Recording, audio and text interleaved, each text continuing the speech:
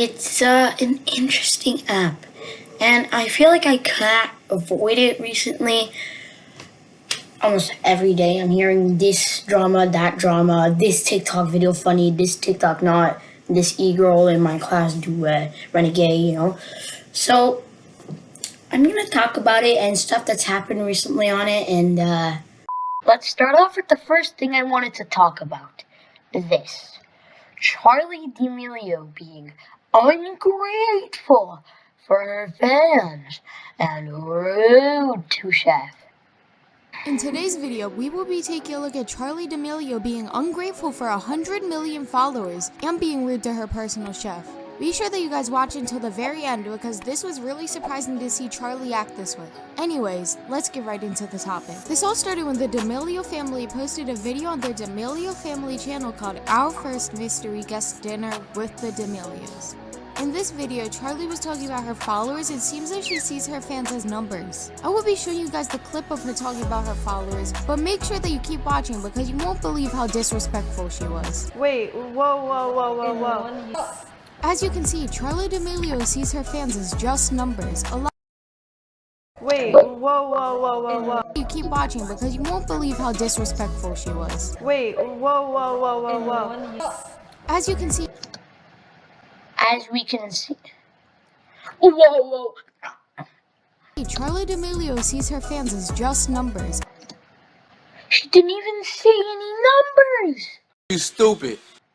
She didn't talk about fans. A lot of fans were really mad at Charlie for this, and a lot of people started calling Charlie ungrateful. Why did she make that face?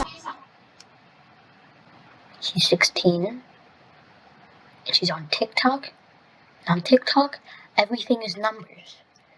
After saying even numbers. I don't like her. I don't understand why Charlie is so ungrateful. She has a personal chef, fame, lives in a big house, etc. The fame finally got to her. That's not all. Charlie was even rude and disrespectful to her personal chef in this video.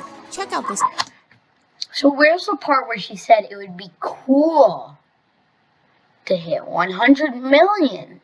The same year that she hit 1 million. She didn't say she needed it. She said it would be cool. Now,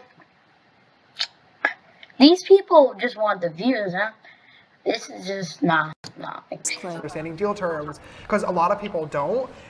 After all this, Hollywood Fix interviewed the chef, and here's what he had to say. Let's check it out. You know, there was somebody on production thought it would be funny to feed Dixie and Charlie snails. Okay. They didn't take it the best. I love Dixie and Charlie. I've worked with them before. I'm going to work with them again. Okay. I think it's a little blown out of proportion. It's basically been the top story on Daily Mail all day, which is worldwide news. They said that she was a snob. I would call it fake news. Or spoiled. Fake news right now. Spoiled. Those girls are the greatest. They're calling a 16-year-old, American 16-year-old spoiled because she found snails disgusting. Now, I'm sure she didn't have a seizure, whatever's playing in the background right now. And, yeah, but she is a 16-year-old American eating snails. What do you expect? I love them. Now let's check out another moment of Charlie. And she probably, Latham allegedly stabbed 52-year-old Timmy Durham to death. There's blood all over the place. I just got assaulted and jumped. Aggravated manslaughter. Who drives 100 miles an hour through a residential neighborhood? What are you gonna do, Karen? Single-minded goal of becoming famous on TikTok. Really has got some people hooked like a fish on bait, unaware of the impending doom about to come their way once they're captured by a fisherman. But in this case, that fisherman is TikTok. But yeah, Zachary Latham, as of right now, was charged with first-degree manslaughter after claiming his actions were in self-defense and Unsurprisingly, Mr. Durham's wife and 2 children were charged with simple assault and trespassing, since they did in fact cross over to Zachary Latham's property and, did contribute to the altercation that happened. But their lawyers, they want the charges against the family dropped and Latham charged with first-degree murder, because their theory is basically the same as mine. As it says here in this article, Latham, they say, deliberately drew William Durham to his death in a bid for social media celebrity. In a June letter to Webb McRae, the lawyers Diane M. Ruberton and Robert R. Simmons noted that Latham's wife, Sarah Latham, recorded the brawl on her phone and said she did so because it was her and Latham's intent to post these videos to TikTok and become TikTok famous. Yeah, pretty wild stuff. Now, I have not watched this one yet, but this is one of the reasons why I wanted to, Don't you want to play? I took some Benadryl last night. Her death was caused by a toxic level of an ingredient commonly found in Benadryl. In May, Amber Jewison treated 3 teens in 1 week at Cook Children's. Each had overdosed on Benadryl after watching others on TikTok do it and encourage it. The family of 12-year-old Meredith Prohaska is trying to figure out why her life was cut short. They wanted to get high and see how it felt because of these videos. It's called the Benadryl Challenge.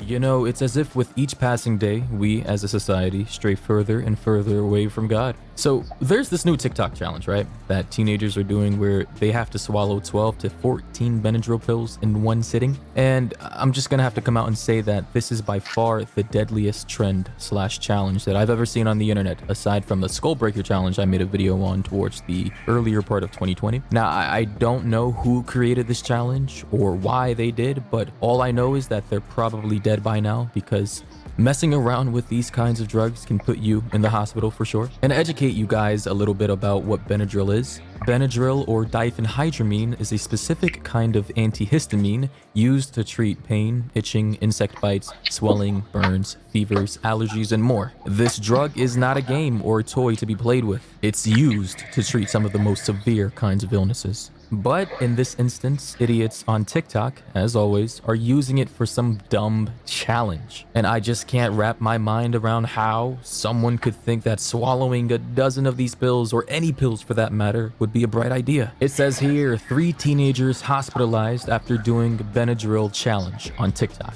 The allergy medicine has been used to invoke trips and hallucinations, which is what they're aiming for with this whole thing. And if that's what you really wanted to do, it would be better if these teenagers would, go smoke some weed or something like that. That would be way much safer than literally trying to kill yourself with.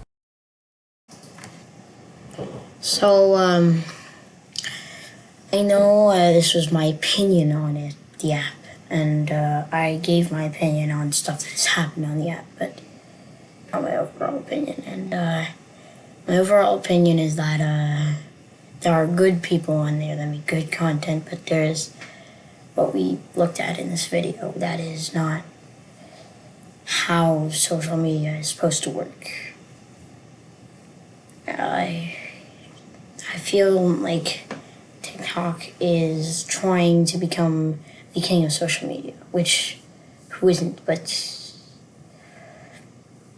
not in a good way, I don't know how really to explain it. But if TikTok really does become the big social media, then I don't know, really. If it does, then I'm moving to Mars.